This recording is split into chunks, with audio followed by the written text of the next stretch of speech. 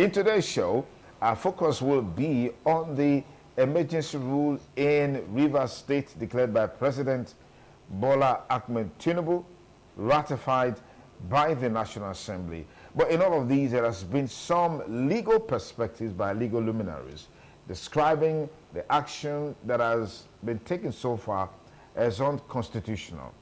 What part of it is unconstitutional? Is it the provisions of Section 308 and all the subsections, or the taking over by a former chief of naval staff, or the deployment of security agencies to mount guard and ensure there is law and order? All of that will form part of our conversation today on the program Politics Today, reaching you live on independent television and radio. But let's quickly meet our panelists. I'd like to thank constitutional lawyer, public affairs commentator, political analyst. I'd like to thank very especially Daniel Ogbegie, Daniel Osa Ogbegie, Esquire. Thank you for coming on the program. Thank you for having me, Sonny Duke. Dr. Sonny Duke. Thank you so much. Thank you. We also have with us in the studio a Notary Public of Nigeria, is also the Edo State Chairman of International Law Association. I'd like to thank the one and only arbitrator and mediator, Barrister Patrick Esekwene. Thank you for joining us. Yes, Dr. Sonny Duke, thank you for inviting me. And I'll be out there. I'll be viewing. Okay, the one and only Christopher Ojekere, veteran, erudite, political and public affairs commentator, social commentator, is with us in the studio. Thank you for joining us on the program. Thank you, Sonny, for inviting me. Okay, let me begin with Mr. Daniel Ogbegie. Yes. Give me the legal interpretations, particularly the reactions that trailed the declaration of state of emergency by President Bola Tinubu in Rivers State. I mean, those reactions that came up initially, have they gone into oblivion on account of the ratification by the National Assembly as we speak today? Well, what the president did was to put the cart before the horse. He declared a state of emergency and, set up machinery to implement it. Ever before he even thought about talking to the National Assembly. And in fact, he did not even transmit any document, any letter. He did not brief the National Assembly. It did not address the National Assembly. It was based on newspaper reports, newspaper publication, and press statements that the National Assembly, it was based on that the National Assembly started considering it. And I'm not sure, because as at 2 days ago, they did not put it to vote. So if you're going to put it to vote, it's not by a yes or no vote, it's not by affirmation. It is about direct vote, and the vote will be counted. And that was not done. So what Section 305 that the president purportedly relied on in declaring a state of emergency in Rivers State provided was for the president to make a proclamation declaring the state of emergency, then to gazette it, and thereafter forward to the National Assembly. Both houses of the National Assembly will consider it within 2 days if they are on sitting, and within 10 days if maybe they are on recess. All that were not followed. And the president sent soldiers in contravention of Section 217 of our hallowed Constitution. Sent soldiers to the government house of Rivers State to harass a sitting governor. A governor that was elected by the people of Rivers State. We don't live in Banana Republic. This is not a military era. The president of Nigeria is not an emperor. He is a president. And there is a demarcation between a state and a president. They are co-equal. The governor of a state is a governor of a sub-national. The state is a sub-national. Nigeria is a federation with the 36 states, being the federating units in Nigeria. And the president of Nigeria does not have any power over the governor of a state. Sections 180, subsection 1 and 2, and section 188 are very explicit. about how a governor of a state can cease to become governor. Section 180 is very explicit that the 4 years tenure of a governor of a state is guaranteed. And the only way a governor of a state in Nigeria can cease to become governor is if he dies, if he is impeached by the House of Assembly, or if he resigns, or if he is permanently incapacitated. And we've had such examples in the past. When the governor of Taraba State, had a plane crash, a helicopter crash, or something, he was permanently incapacitated. That was understandable. Okay. When his deputy was not sworn in. Yeah. Then we've had even in declaration of state of emergency, we've had example where during the presidency of President Goodluck Jonathan, where he declared a state of emergency in some northeastern states of Adamawa, Borno, and maybe 1 or 2 other states in the northeast, because of the problem of Boko Haram at the time. He did not remove the governors. He did not suspend the governors. The governors remained, because there is nowhere in the Constitution of Nigeria that provided for a president to have the power to suspend the governor of the state. Hold on, please. Yeah, no, there's nowhere in the Constitution. Now, if people give example of Obasanjo, where some governors were removed during the declaration of state of emergency. Yes. I mean, that was even overreaching, because Obasanjo at that time relied on an obsolete law. He relied on the Emergency Power Act of 1961 that was already obsolete, that was not recognized by the Constitution of Nigeria 1999 as amended. So our politicians are playing with fire. Okay, let's pursue there now. Get another angle to this conversation.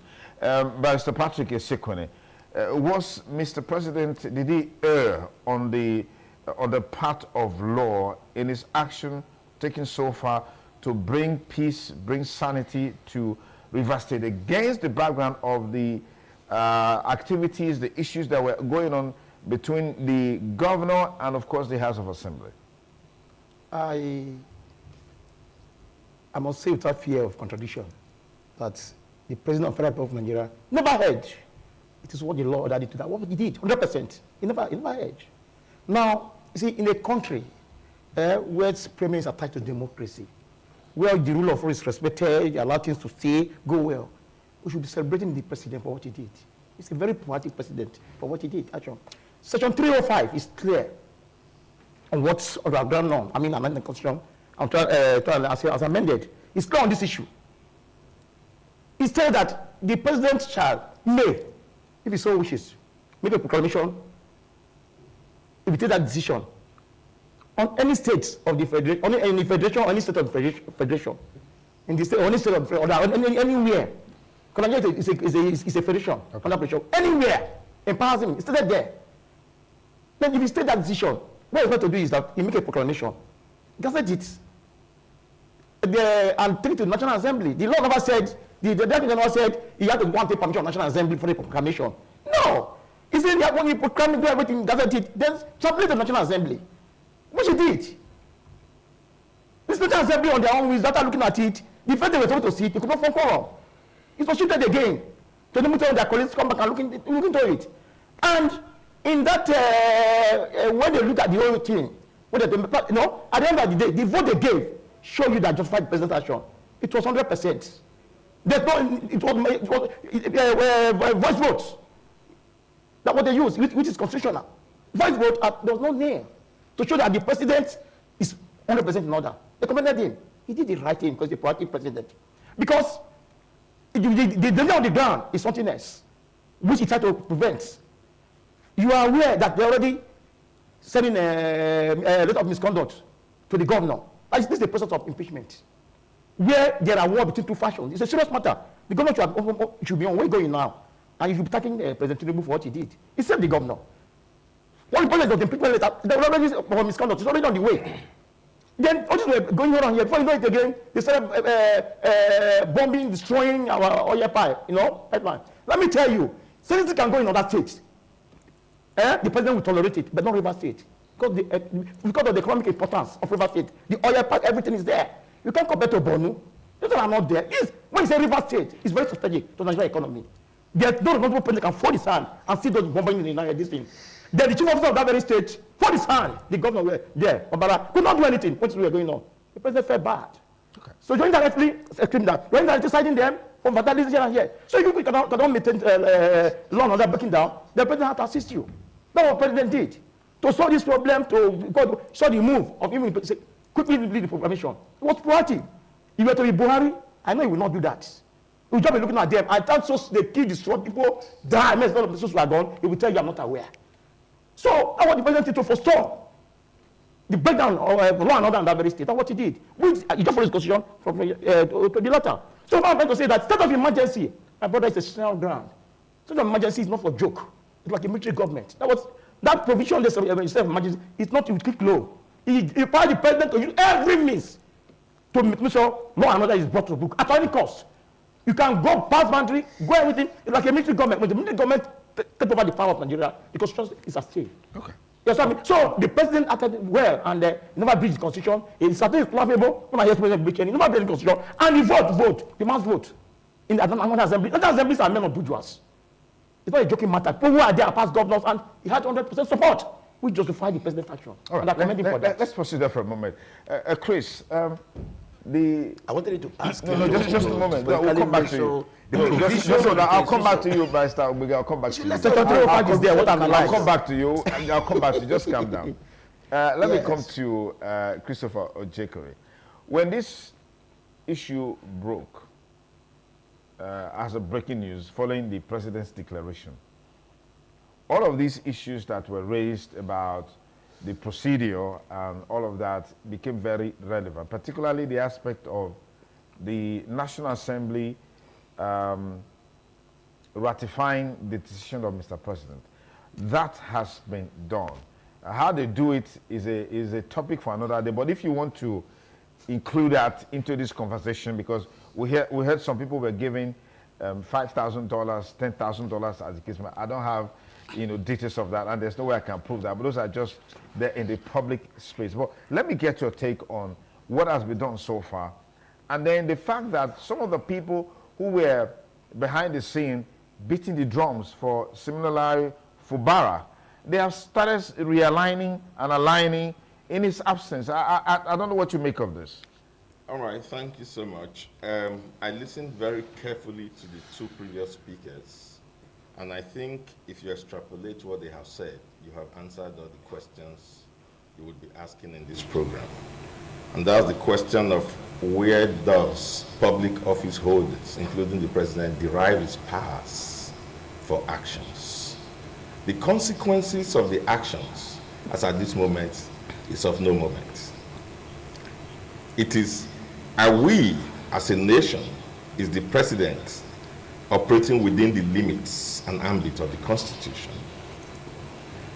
The precedences that should precede declaring a state of emergency as declared in the Constitution, section 305, which Ogbege, the barrister here, had analyzed. Would Patrick, with all due respect to him, say here as a law officer that the president followed those precedences before he declared? The constitutional provision for declaring state of emergency, would Patrick say he met them? Would he care to list them? And he said he met this, he met that.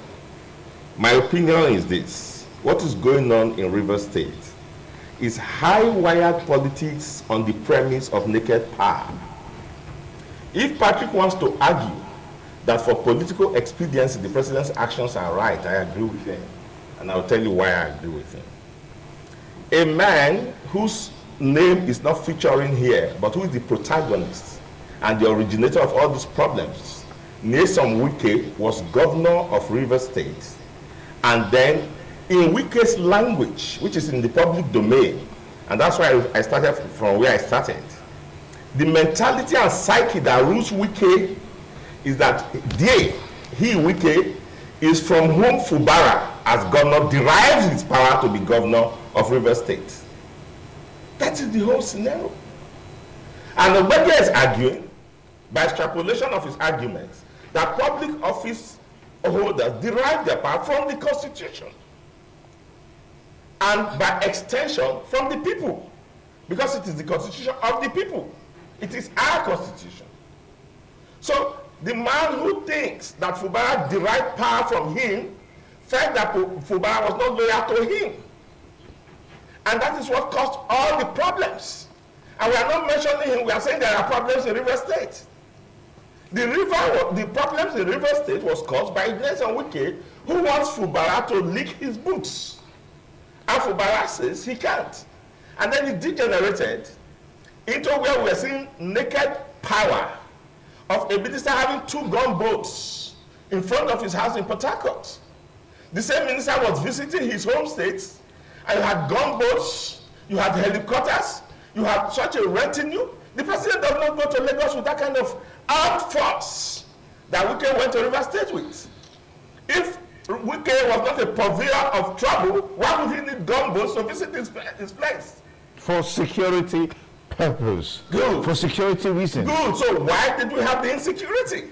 Why would he, for a state he had just governed in less than 2 years ago, be needing gunboats? So that's the premise. Now, this is the high-wire politics. The president is not impervious to all the advice and warnings he's been getting from the public that this man who is a megalomaniac minister that you have with you, you should be expecting for yourself to be the next one. And so the president decided against constitutional norm, and that's why I say if his argument is political, I would agree with him. To displace Wike, I'm telling you, Wike is the loser in this. You cannot suspend a tenure of an elected position. You cannot, as president, by fear, cancel the 4 years tenure of Fubara. And that is what the word suspension was used. But we have seen state governors. Also halfway. Yes. We have seen state governors terminating the tenures of council chairmen or suspending council chairmen, and nothing happens. We have seen state governors making it impossible for elected House of Assembly members to fulfill their mandate to their people. So that era elapses. Nothing happens because you are saying that the president a tenure cannot be suspended. We have seen it happen in this country. Okay, now this is the point. Yes. When President Tinubu came, he led the campaign to ensure that we recognize the local government area. Exactly. And the tenureship of local government. Yes. His own Attorney General, Lateef Fagbemi, fronted and was frontal in that crusade. And when the governor of Edo State unilaterally sacked Edo State local government chairman, Fagbemi came out to say it was unconstitutional and it's illegal. So we are all hanging on President Bola Tinubu now. If he wants to end our democracy, then let him sack Fubara and then sack the tenureship, and then we know he has reversed himself. And so we know that there is no democracy, and he has made a statement to Nigeria that democracy does not exist. In Nigeria. Any leader in any position of authority can sack somebody in government and end tenureship.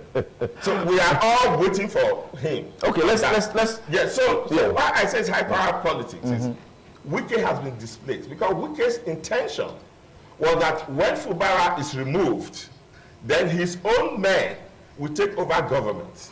But this is Tinubu's high-wire politics. He sacked the governor and he sacked the House of Assembly. So we are back to status quo.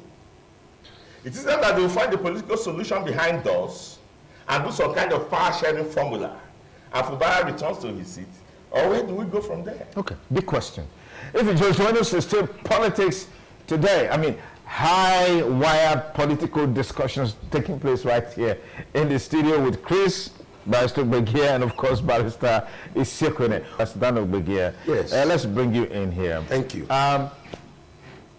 Fubara is still going around as governor of Rivers State. I mean, recently He was in the South-South governors meeting. Yes. And has anything really changed in terms of his status as a governor? No, he's governor of Rivers State. Yeah. And what I advise, because I just did, this morning, I did an essay on the Inbrog law, and I advised Fubara and the people of Rivers, the governor of Rivers, to go to court to challenge the suspension by President Tinubu.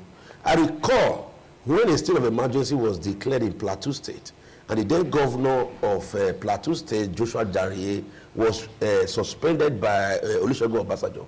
This same Tinubu was governor of Lagos State, came out to scream.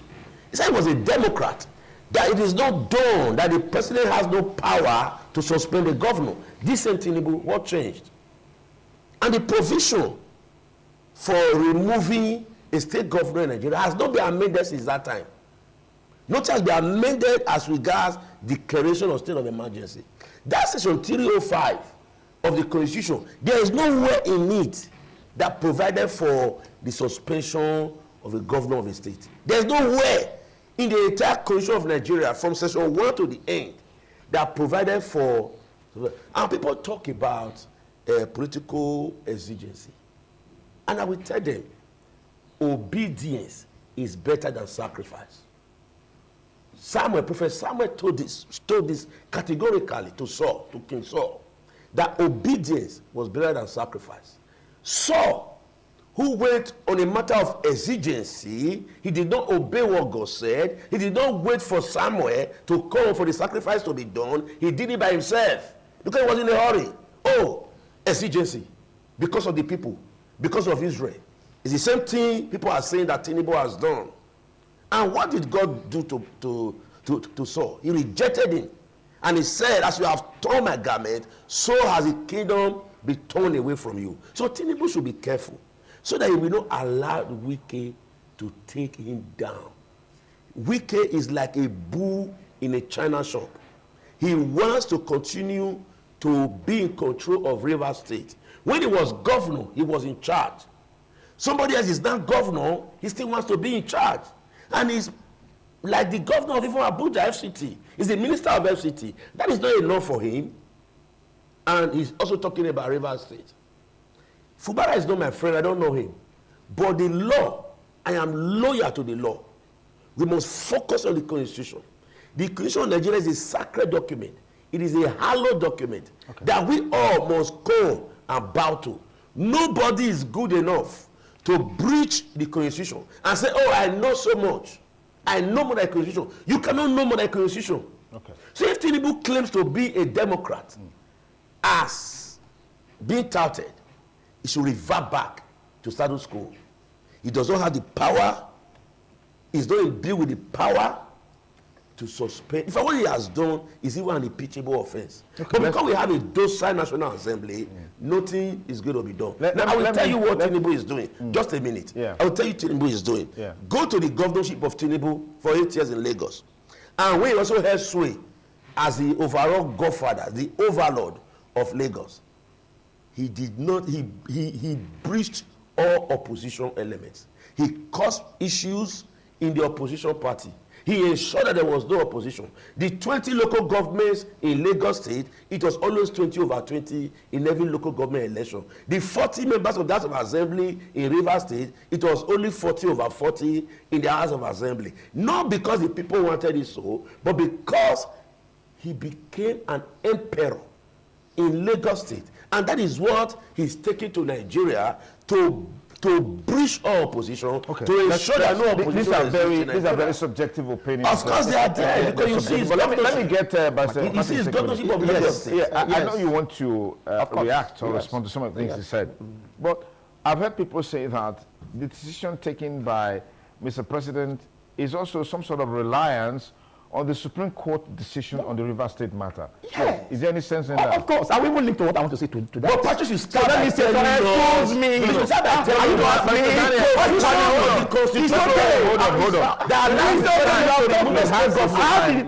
You relax. No, tell us. So go ahead. You must tell us. You want to say so. Go ahead. We can't allow you leave here without telling us. Go ahead. No. Can't go and be answered. No, yes. No, stop panicking. Yeah. My president, we should clap for him for what he did. Now, my brother, I told you, by Vital Section 305 of the Constitution, which is from our grand norm and the Constitution.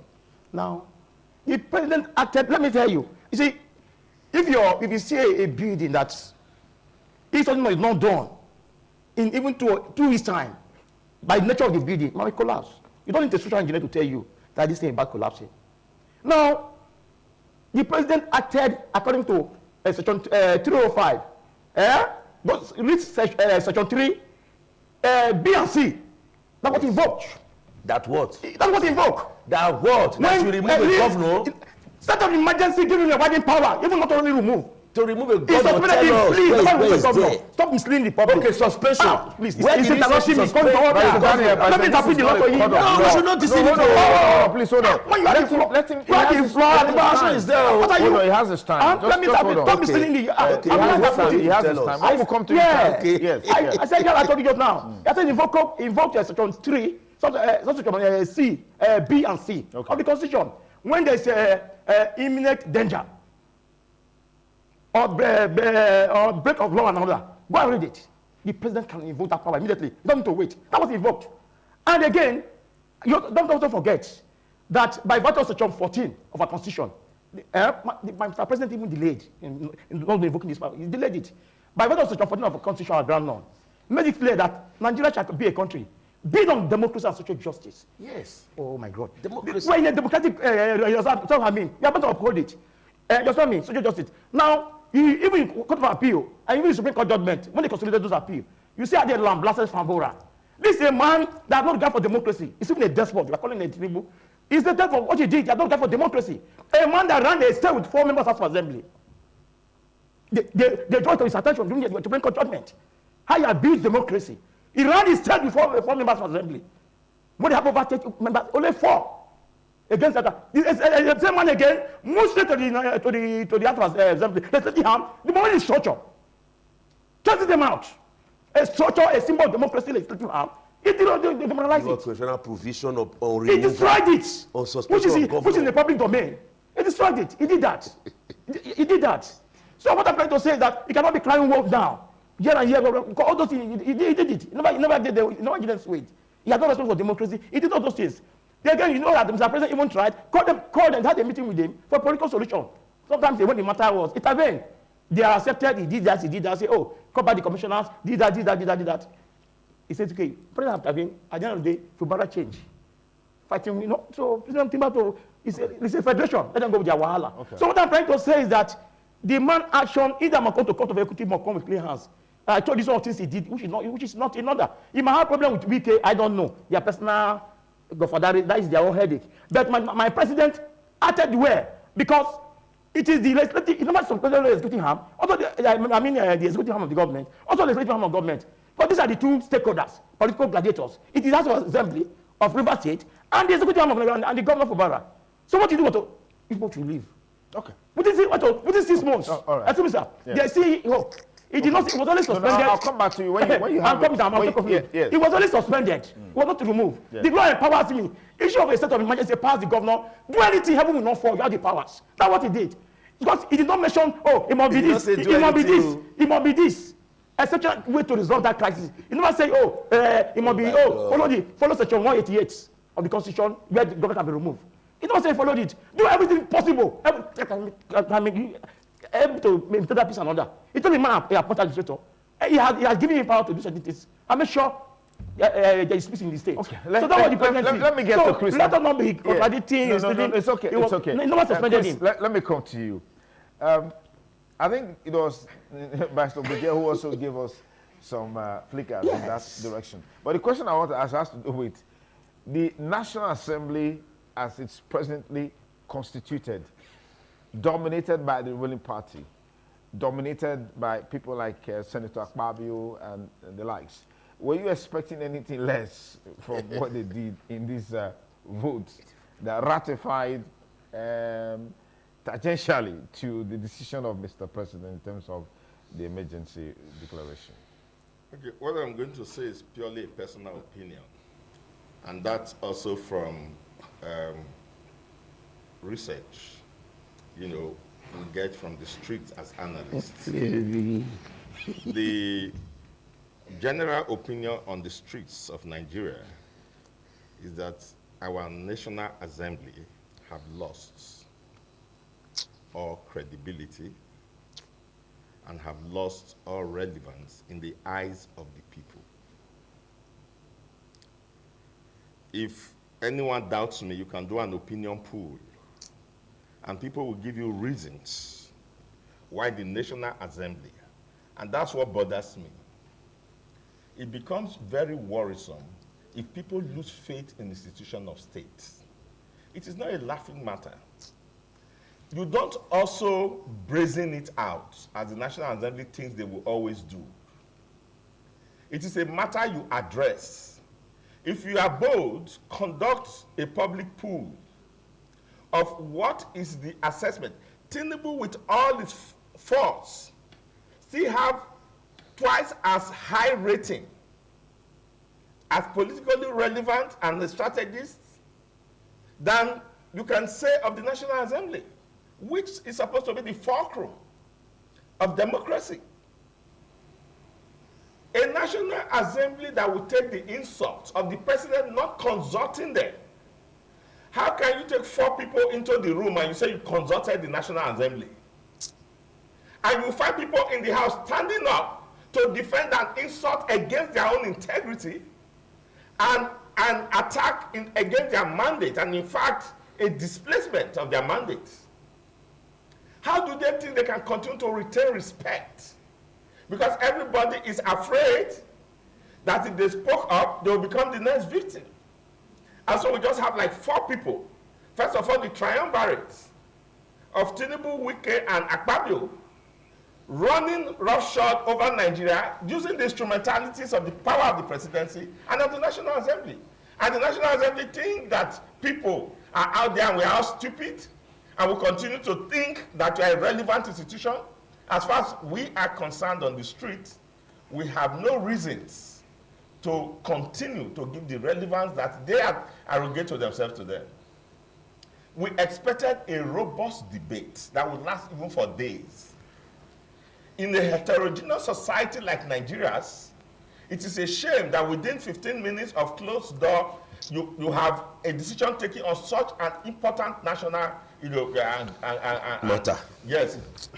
So you saw that about 3 people stormed out of the Senate. Serake Dixon, the Bauchi State Governor, and I'm trying to remember the last one now, stormed out during the section because they didn't want, Abaribe, Eninaya Abaribe, because they didn't want to be part of that.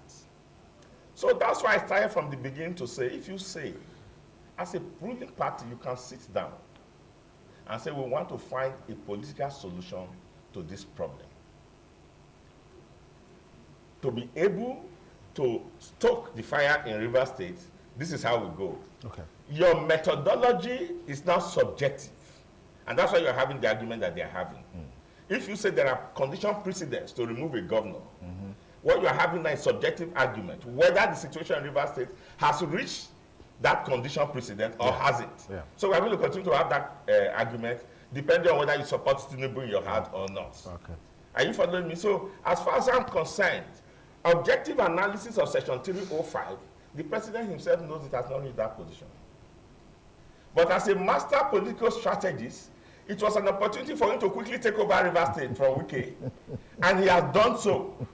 So Wike, having burnt his own house, has no more home in his homestead.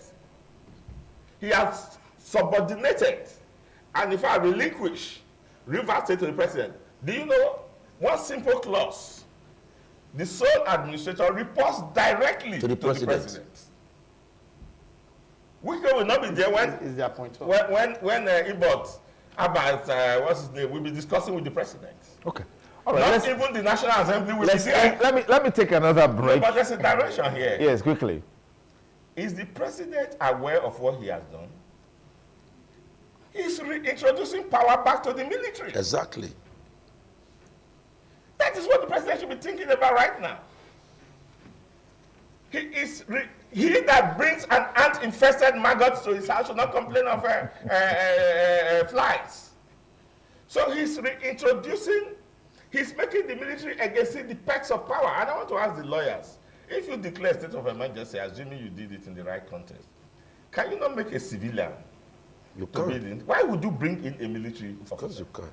Like I said, that section empowers him to provide to deliver. That's what he did. It doesn't matter what military. Okay, so let me take this break, and we'll be back with you in just a moment. State Politics Today on independent television and radio. Please stay. All right, thanks again for joining us on the program. Our studio line is buzzing. You should expect that. We want to take the fireworks from the studio now and extend it to listeners and viewers where you can call and be part of the conversation. But let's just take 1 minute each to quickly do a recap of the conversation so far. Questions concerning why the choice of an ex-military man? Why not a pure civilian? Does that matter in this conversation, Pastor Gbige? No, I'm not really interested in whoever they decide to appoint as administrator. Okay. What I'm saying is that our constitution has no place for the appointment of a governor for a state. Our constitution has no place for the appointment of an administrator, whether military or civilian, for a state. Okay. The Constitution of Nigeria, section 14, and a plethora of other sections, says that the democratic governance of Nigeria shall be ensured. Shall be ensured. And it was in this same vein that the Supreme Court heard that the governor has no power to appoint transition committee chairman for local government. Okay, let's so if they have no power to appoint transition committee chairman for local government, then how can the president appoint an administrator for the state? Let's take this call. Hello, caller. Good morning. What's your name? Yeah, we can barely hear you. That should be a network problem. But let me get your take on the final note on the conversation so far in terms of where we are with Rivers State. Final words. If I give my last word, I think I remember the preamble of the Mr. President. I look at his emotional posture. Okay, just a moment. Let me take this call. Hello, caller. Good morning. Please turn down the audio level on your television or radio to remove the echo. Good morning. Well, good morning, Dr. Open Secret. Good morning, Open Secret. Go ahead, please.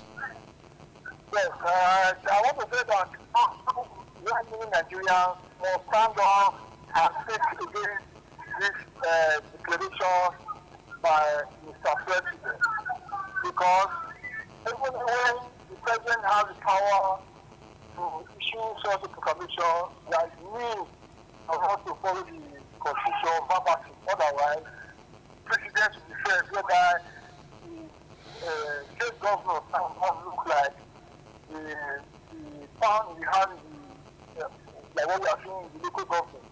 For example, when the Section 305 they are all referring to, nobody is talking about the two-thirds that is required of the National Assembly.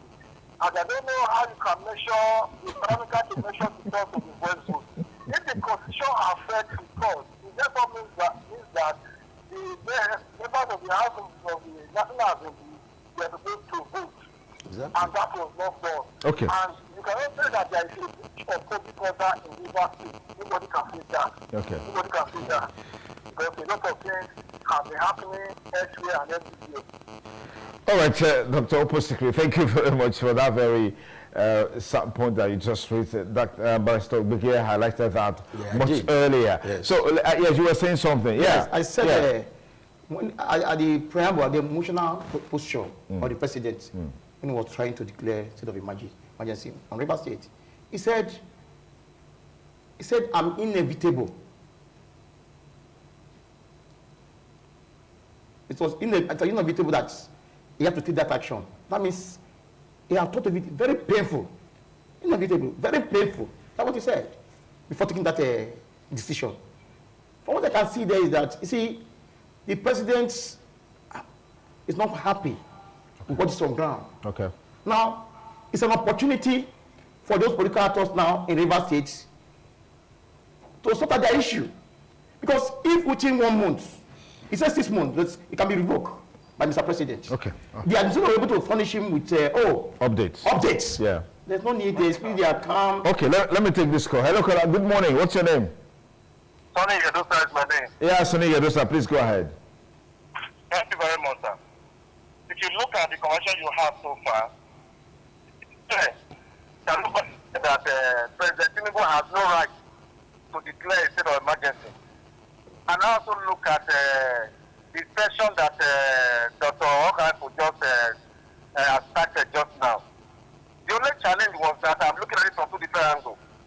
If President Tinubu decides to go to the National Assembly to seek their approval, there might be some elements, the players from the corner, who will ensure, or who may ensure, let me use the word may, that they may not be able to allow that emergency route to stay through. So he now quickly in his wisdom, like I borrowed the word of Mr. Jokere, he is a master player in the politics. He quickly did that and ran back to the National Assembly. All this one right now is an error. If the constitution say, go through this process, it's at the end of the day, because you were trying to go through the process, you didn't get what you want, you can't blame it on the constitution or the National Assembly. Now, you have done all this right now, look at the feedback that is coming to him, because of there are many people who are interested. It doesn't matter whether Wike is a loser, whether Fada is a winner. At the end of the day, how did we get to where we are? And what can we do to ensure that Nigeria is safe for everybody to enjoy? Okay. Thank you. God bless Nigeria. Thank you, Sonny Yadosa. Let me come to you. You have to quickly answer because we have to get I said it's inevitably compelled. Yeah, you said that. So what I'm trying to say, the political player to do the gladiators, everything possible to make sure there is peace. Okay. That even if the president is convinced, he can revoke it. Okay. Back to yes. Okay. All right. Bring National Assembly. All right. So all if right. they don't like some people, they should learn from people who are supporting the president action, like our governor here, my governor. I've dissociated himself. Yes. Yeah. So support the president action. All right. Let me take this call. Hello, caller. Good morning. What's your name? Yeah, good morning. My name is Comrade Abe. I'm calling from Benin. Yes, Comrade Abe. Go ahead, please. The truth of the matter is that what the president has done to Rivers State is absolutely wrong. The truth has to be said. It's absolutely wrong. When he's not in power tomorrow, now you start coming out, started writing books again, that they should forgive him for what he's doing. At least that governor is the elected governor. Just the way they elected the president too. For me, it's no area. It's not good at all. Thank you very much. All right, Christopher Jikere, let's really talk about, I know you mentioned something in that direction that Wike is one of the major losers because Mr. President has taken Rivers State from him by virtue of the appointment that has been made, who will be reporting directly to him. Are you absolutely sure about that? Because those meetings are most likely going to be taking place in Abuja, where Wike currently presides and resides and will be involved in these clandestine meetings that will be held nicodemously to take charge, direction of Rivers State. Are you absolutely sure about Wike losing out in this matter? You know what I said to you earlier? You cannot suspend a tenureship of an elected public office holder. That's treason. That's a coup. To say I terminate Fubara's, tenureship. So Fubara is coming back to the table in different terms. Of not negotiation. 27 House of Assembly people led by Awole Abi, what's that his name? It's in different terms. And those terms won't be Wike dictating those terms. It will be what will favor the president. The whole idea is to control Rivers State's economy. The president knows and sees in Wike an overbearing, inordinate, ambitious young man. And with such powers left in the hand of Wike, the president himself is not going to be comfortable. At all. So the president has wooed himself into reverse politics right now. And it's going to be at the deciding table of what we are going to have going forward. Gentlemen, my time is up on the program today. Certainly would have loved to continue this conversation. Well, we are watching what's playing out in Osun State, and we hope it doesn't get to this level of what we've seen in Rivers State with the declaration of state of emergency in Rivers State. Admiral Ikwe Ibas has taken charge of that state. We expected that there will be a vote counts to determine the 2/3 majority to decide the fate of Governor Siminalayi Fubara, but that hasn't taken place. Akpabio and his crew, they have voted. How they voted is a matter for another day. But we want peace to reign in Rivers State so that the people who are supposed to be the direct beneficiaries of whatever policy program that is put in place can benefit, should be the core of every decision that is made. Gentlemen, thank you for your time. Thank you. And to our listeners and viewers, thank you so much for your time as well. I'm Sonny G. Kokosun, wishing you a great weekend ahead. Bye for now.